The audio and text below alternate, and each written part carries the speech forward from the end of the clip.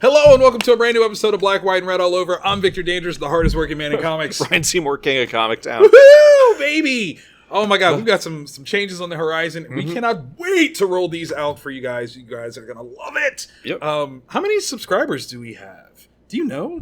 I don't know. How many? Somewhere between 5 and 10? At least. Let's see. I know my mom's like 2 of them. She's got different accounts. I've created several accounts. No, she just forgets. And she created a new account. How many subscribers do we have?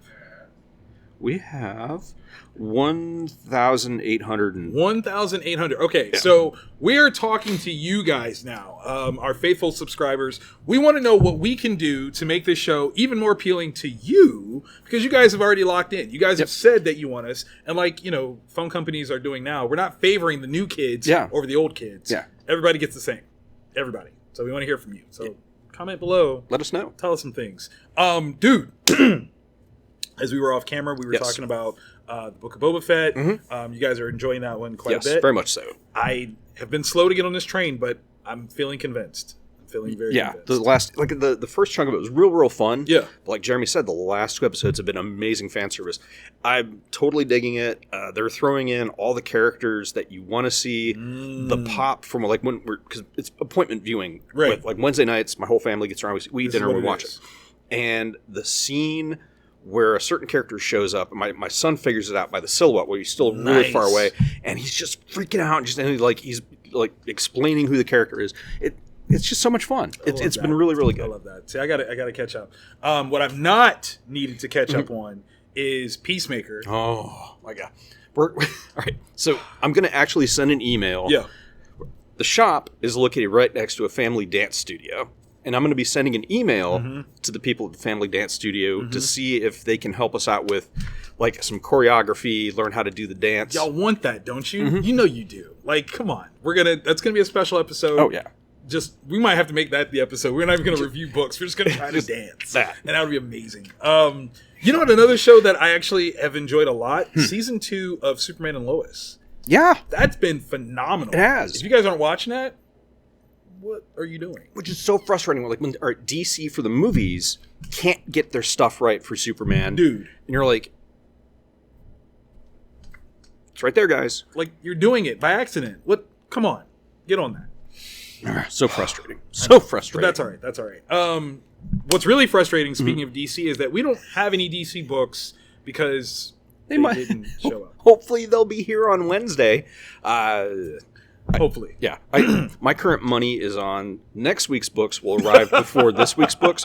Don't say that. Oh my gosh. I'm going to take a whole bunch of selfies with it. Like, look at this. Oh, snap. Yeah. We're behind the head. All of this. Yeah, that's weird. Yeah. That happens. This is the fun of the comic game, though. This is what happens. Good times. That's right. Okay, so speaking of books, we've got some good reads that you should read. Yes. We've got one that's the same. Yes. But then we just get like a mix of all kinds of good stuff. All... Okay, so where do you want to start with this? Okay, I am a sucker for Peter David era Hulk. Let us go there. Maestro number 1, Peter David. Let me find the credits page, because this was actually kind of hard to find. I don't know why they made this so difficult. You literally got to go pages in. Peter David, the legend. We've got German Peralta. Peralta, I think that's how I'm saying that correctly. Jesus Albertov. Gosh, my face was just not wanting to pronounce those. Okay, here's the cool about this. Obviously, we know that Maestro is the main character here, but we don't start out with Maestro as the main character. He is this looming threat. We really kind of pick up with the other 2 characters on the cover. So if you've seen that, not a spoiler, Abomination and Namor. Now, when it comes to heavy hitters in the Marvel Comics universe that theoretically could hold their own in some capacity against the Hulk, those aren't far off, right? Like, Namor is powerful. Like, don't y'all sleep on him, okay? He doesn't talk to fish. He puts you down there with him, okay? Recognize. Yeah, he's not... Like, Aquaman's cool, but, like, Namor, he's freaking badass. He is. Like, Namor is Mr. Steal Your Girl with wings on his feet. Ask Reed Richards. Ask him, and he might get mad at you, but then you'll know. Like, whatever. Why? What'd you hear? Right, exactly. He's like, you know what I heard, Reed. You heard the same thing. Fishes be talking. But no, this is really cool. So the idea of this futuristic landscape of the Marvel Universe, and Maestro is this looming problem. But anytime that we've ever seen this, Maestro is always alone. Yeah. There are some other hitters here that you got to be like, nah, Maestro couldn't just get rid of them. Yeah. So, very cool. Very, very cool. Very nice. Yes. Okay. Source Point Press. Blood on Sunset #2. Okay. All right. So we've got Gianna Susini, Estone, and Andworld as the creators. Art, absolutely love it. It's like this very sketchy, very frenetic. The colors chosen are like super down, like very, very down. But it's a film noir type story set in 1940s, 1930s Hollywood. Nice. And, all right, so with film noir, you typically have the femme fatale. You've got the poor schmuck that ends up trying to help her out, private investigator, fallen from Grace Cop. Right. And we've got these elements. But the thing that sets this so much more apart is that it's a vampire story. And each issue, like the first issue, it's kind of hinted at. Right. This issue, they're there. Right. And little by little, you're getting pulled into this world. There's a mob hit gone wrong. Someone's trying to set this dude up. People know there's a vampire involved somehow. And these are not like your Twilight.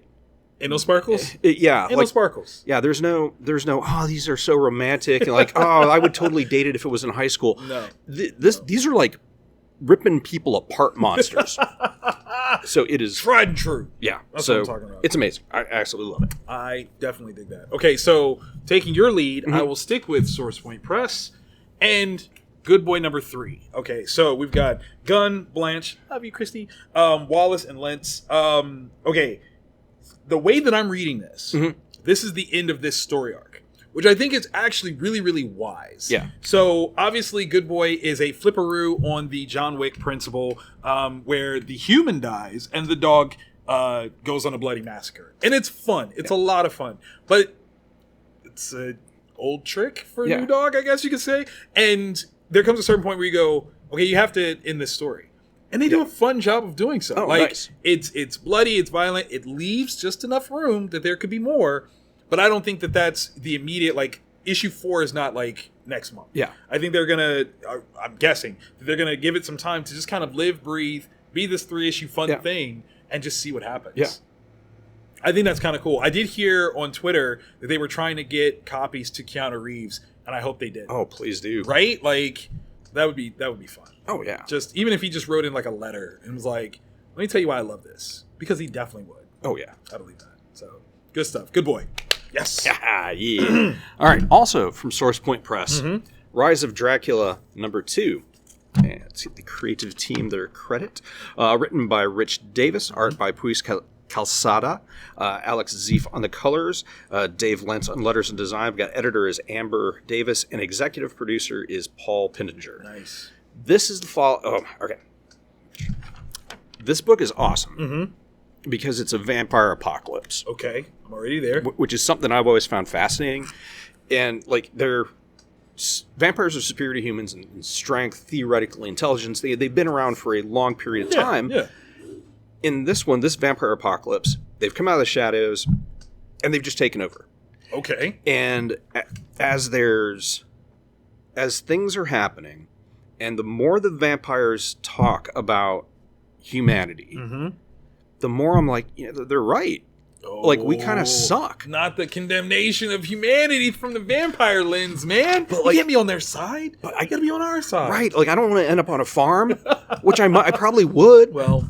But, like, it makes sense. So anyway, so all that aside, there's the vampire who is in charge of this particular region is Dracula's daughter. Okay. Yeah. Okay. Draculina. There's also a book that comes out this week, Draculina. Totally different. What? Totally different. Not related at all? Not one bit. Yeah. All right. This came out first, so. Makes sense. She's in charge. She's basically president, and there is a threat against her life or unlife. That's deep. Yeah. And her sister, who is in love with a human, is trying to walk between two worlds and prevent that from happening. And it's really, really cool how there's humans there's a resistance, right? And they're doing ambush, guerrilla attacks on stuff. And it's just so dark, and it's so well rendered. And it's what a it takes, what was it, Daywalkers, cool. Daylighters? Yeah. The Ethan Hawke movie. It takes that kind of situation, right, but does it better. Like I really, really enjoy it. Yeah, good stuff. I like it. Okay, we kind of switched gears a little bit, hit some AWA upshot for The Fourth Man, issue 2 of 4. I love this. 3 bodies, 2 detectives, 1 killer, 0 clues. Yeah. God, this is crazy. Okay, so Jeff McCumsey, Mike Deodato Jr., Lee Lowridge. This book is starring some of your favorite actors and actresses. Yeah, if you don't immediately recognize at least one of the characters, you probably don't watch a lot of movies or television. You don't. And you should. You should watch more. Okay, so we've got this gritty, like literal murder mystery type thing here. Yeah. Mob style hits. People are, it's all over the place. I was trying to figure out who this was. Bill Paxton. God, I think it's Bill Paxton. Absolutely right. You're absolutely right. Because later on, I do the ID. Yeah. Okay, that makes sense. That is totally Bill Paxton. Yeah, like Paul Giamatti, Regina King. What's his name that lost all the weight? Oh, what's his name? He was in Butterfly Effect. Yeah. He was in Varsity Blues. I can't think of his name. Yeah. Ethan something. Yeah. I can't think of his last name. But he's in it. Like, all these people are in it. This is okay. So we were just talking about this off air. The question of when you're using somebody's likeness, how close do you have to, like? Yeah, like these are roles that they potentially would have starred in. Yeah, is Ed Harris at some point going to be like call the yeah, call like the attorneys? Come on now, hold on. This is definitely me, but it's not him because these are characters. They just happen to look like. It's kind of brilliant. Random Jean-Claude Van Damme. Right, it's totally perfect. But here's the thing, though. Like in terms of if you were casting the movie of this, they're dead on. Like without question. What's interesting too is it by immediately recognizing an actor, right? It gives that character a voice, it does. And it pulls you in. It does. Just like right away. You're like, oh, I can hear. Yeah. Harvey Keitel or Gina. It's oh my gosh, it's so well done. The whole murder for hire gone wrong. Oh my god, is just that was dark. Yeah, that was dark, and. The dude had it coming. I mean, he did. He was, for someone who was supposed to be good at his job, he wasn't good at his job. A lot of this. Yeah, it was a whole lot of that. And it led to a lot of this. Yeah, it just... He learned today. Yeah. Yeah. It's a lifelong lesson.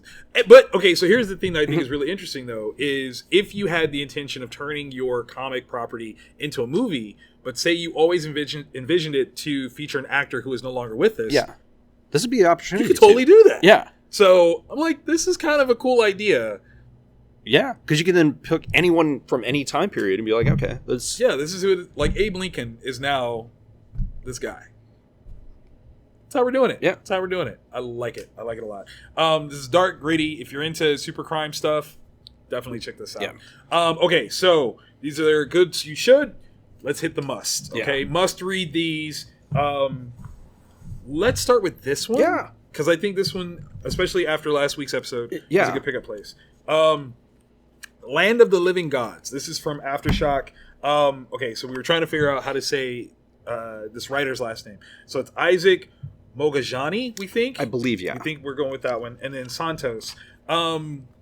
This is, again, very much so in the black speculative fiction space of kind of... oh my god, it's not Afrofuturism, it's Afro is it Afro Conjuring? I think that's technically a lean towards that. So Afro Conjuring, but with a little bit of futuristic, goodness here. We are in Johannesburg 3119, so it's far future. Things are not great. Yeah. Not great. But there's a very cool spiritual vibe with the characterizations and story. We're kind of literally just kind of being brought into the space where ghosts are real. Yeah. You can pray to the ancestors, and they are aspects of the spiritual, supernatural. Yeah, it's this world, like, it's truth and advertising, Land of the Living Gods. Yeah. There is that, the spirit world is only so far away, and you can penetrate that asking, praying, speaking. Yeah. And it's the setup, like, where is this place that this there's a character that's been tasked with finding something and delivering a message. Right. And it's beautiful. It's gorgeous the way it's drawn. It's got like a very stylized manga anime vibe to it. Yeah. Like something you would see in like a Chaos AD or a heavy metal magazine kind of thing. Very much so. Some of the designs of the pages, I almost wonder if this started out as a webcomic, because there's a very strong vertical integration to a lot of the things here, which is really cool. Like, it looks really, really good. And strong character designs. There's some cultural things to it. The main character is albino, and there was, for many, many years, a stipulation, wasn't good to be an albino. Yeah, no, it was not. It was not. There was a strong superstition about what it meant to be an albino, and that's being played up here. And considering that the main writer is from, you said, South Africa, I believe. I wonder if there's a cultural thing that's being brought forth in that that I think is a very interesting thing to see in terms of comic literature. So, must read. Check that out. That's good stuff. And it's going. All right, so this is when you're watching it. It's probably Wednesday. Tuesday night, these books are going for upwards of $20 a pop on eBay. Yeah, all out of the gates. Already, yeah.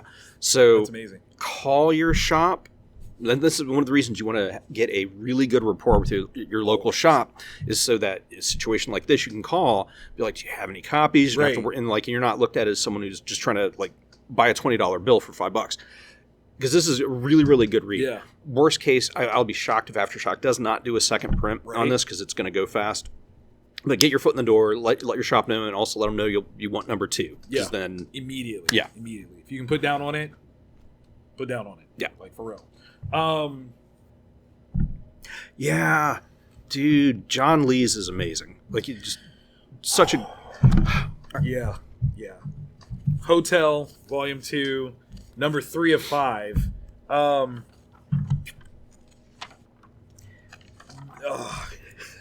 all right, the creative team, John Lees, doing the writing. Dalibor Talajic is the artist.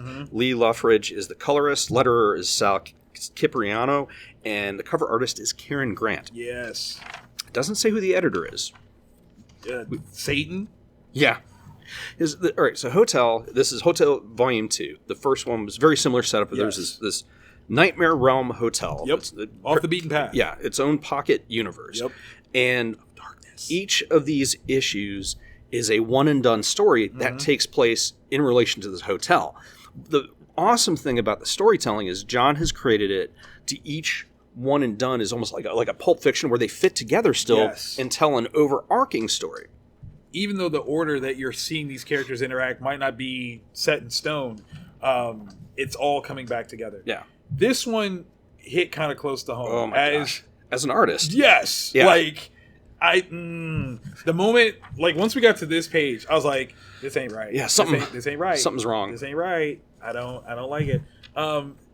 Imagine you being in this place. Like, was this what Picasso felt? Right? Like, if he's doing stuff and he's like, nah, this is the energy that I'm trying to create with. Yeah. But his, surrealism versus regular.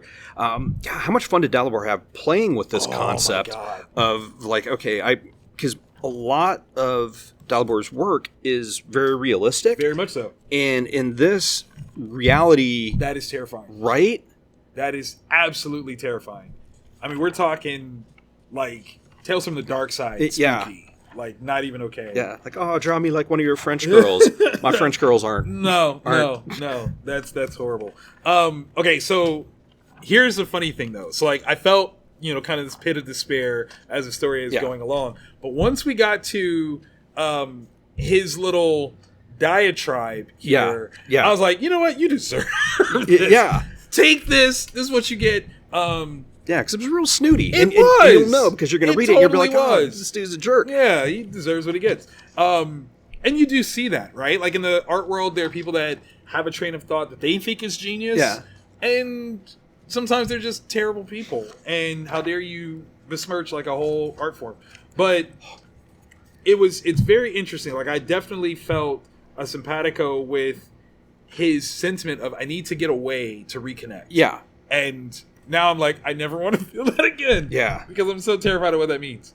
I'm kind of surprised that something like this hasn't been picked up, like in the vein of Night Gallery or Twilight Zone, but with the fact that it's the interlocked stories that aren't you don't have to is like, it feels like it'd be really cool on like an HBO or Cinemax or a Stars. Absolutely. Maybe that's what, like, this is volume 2. So maybe those things were in the works with, like, after volume 1 came out. Yeah. Now he's like sharing, like, no, this is how this all works. And now we're going to hear, like, oh, yeah. That's going to be a show. Because Lovecraft Country, like, gives you that same sort of energy, that same sort of vibe, just more monsters. Yeah. Yeah. Monsters. The weird. Yeah. Yeah. Okay. I'm worried about Lucy. Oh, my God. Let's. Okay. Lucy ain't gonna make it. Yeah. Lucy ain't gonna make it. Our last book for the week. So, there was a book that Mark Miller put out several years back called Nemesis. Before that, there was the part of the creative team for The Authority, and you're like, oh man, there's some really horrible bad guys and that do horrible things. And then Nemesis stepped it up a notch, and I'm like, oh man, that's really the worst of the worst. Like, how can you kill a human? Like, it's just mean. Ladies and gentlemen, King of Spies, book 3 of what I'm guessing is 4.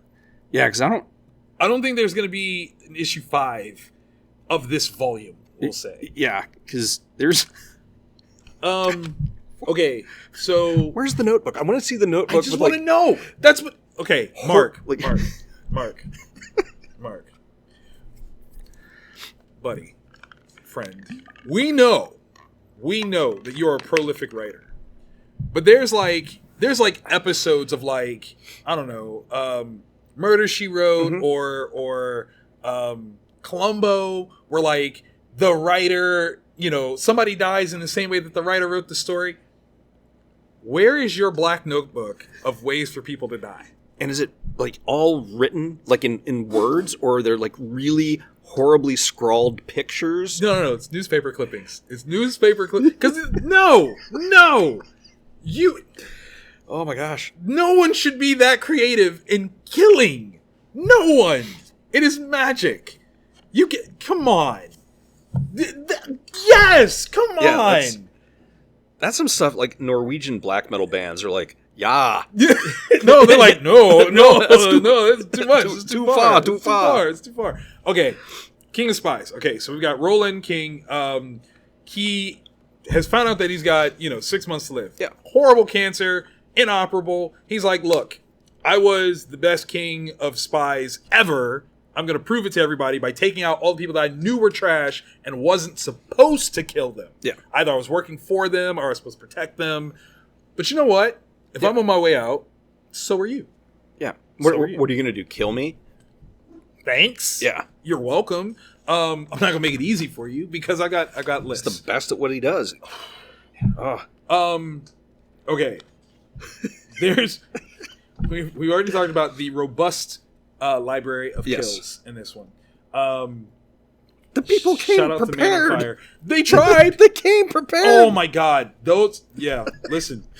I would be there too. Like, nah, he's got to. I'm surprised Pinhead from Hellraiser isn't in the background there somewhere. Are you sure he's not? Right? Are you sure he's not? Like, you just didn't go back far enough because that guy right there. He's got kind of some Pinhead-ish. He kind of does. Because there's some pain injected here. Okay, I do want to talk about 2 of the best hench persons. 1.5 of the best hench persons. We finally get to see him in action. Oh my God. Okay, I tweeted, move over Jaws, get out of the way, fat bastard. You guys are no longer the best goons in the business. That would be, as featured on the cover here, these 2 twins who have gone up against Roland before. Yeah, they've got beef. They've got legitimate strong beef. Strong beef. Listen, okay. In addition to Mark's notebook of ways for people to die, it's phrases like this that are so ridiculously cool. Why don't those exist? Right? And with a character like this, it makes perfect... It makes 1,000,000%... Like, what? Does Batman have those? Maybe. that would be a funny way for him to get killed. Like that's when the JLA gets killed in like April or whatever. Like DC is saying, it's someone shooting him in his foot. Come on, because he doesn't have these, right? But literally, I have to like, why don't these exist? Yeah. If you just put in, and you're like, how? Because even Roland's like, how are you doing that? Yeah. And she's like, duh. Like you don't have these, Mr. King, fool. This is just breakneck speed. Amazing. Yeah. Quality, like John Wooian. Yes. Violence. That is an official term. Yeah. That is an official term.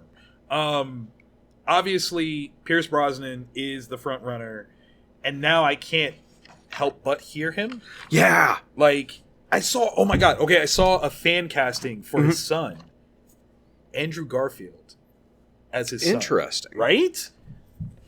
Andrew Garfield is not American, folks. Yeah, by the way. Know that. Oh, man. This is just... Someone just needs to get Pierce Brosnan HGH, or sure. human growth hormone. Listen, like, he's not an athlete. It's allowed. Yeah, it's legal. He can do it because this is the role his facial hair was born to play. Oh my god, that's Swollatorium. Like, just make it happen. I felt so bad for the people on the bus. It's not even their fault. They're just trying to go home. This is all around is crazy. It's crazy. This has got to be animated. Yeah. Right? Like, I don't know if I can handle seeing this in real life. The hit list.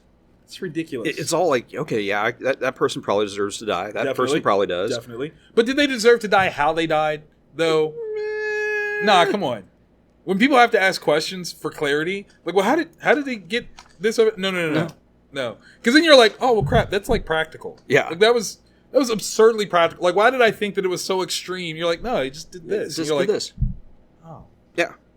Like this one, I mean, you're just... I've seen that movie. Yeah. That's messed up. That is messed up. And for people to walk in on that and be like, because he knew. Yeah. He knew. How did he know?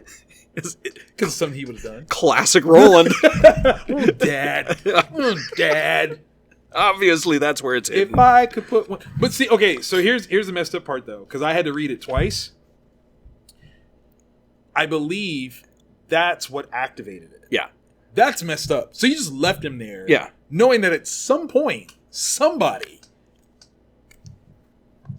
Classic Roland. Rolling down the river, that's what it is. This is one of the best shoot-'em-up pieces I think I've read in a while. Yeah, because there's spy stuff in it. Yeah. But overall, it's a revenge movie. That's it. Yeah. Like hardcore... I'm gonna get you, sucker, dirty mother. Don't you say that. But British and amazing. Mark, you're a twisted man. I love every bit of it, but you're a twisted man, and it makes me happy to call you my friend. When is this coming out? I just need to know. It's Netflix, right? Yeah. Like at some point, it's got to be this year, right? Like, what was Pierce Brosnan doing over COVID? Right? Like, he hasn't been anything. Like, he's been filming that. He's got to be filmed. Don't make us wait. Please don't make us wait. How awesome would that be? Like, it's secretly been filmed. Oh, my God. And then, like, when issue 4 comes out. So does... Oh, my God. Please? Pretty please. And I want to know who they are casting as the 1/2 inch duo. I don't want to tell you guys. Like, you got to read it. You got to read it. Because it's... What? Okay. Mark.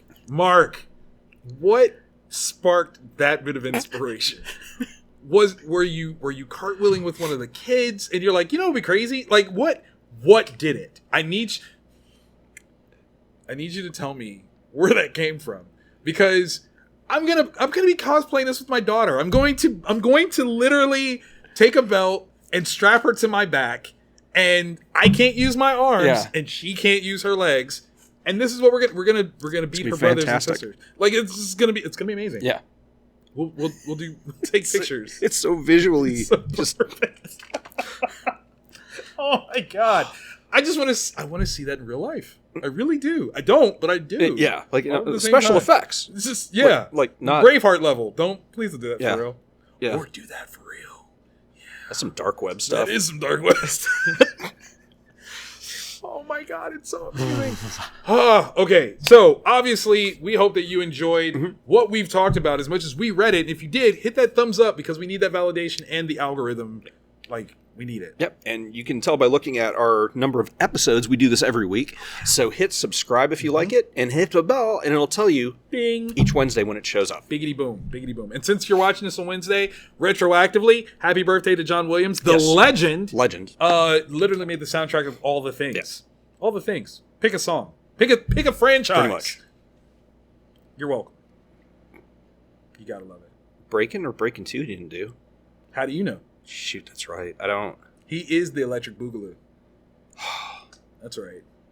That's right. That's his secret name given to him by the Fae. Like, it's just... John Williams is the Electric Boogaloo. You don't even know. You don't even know. God,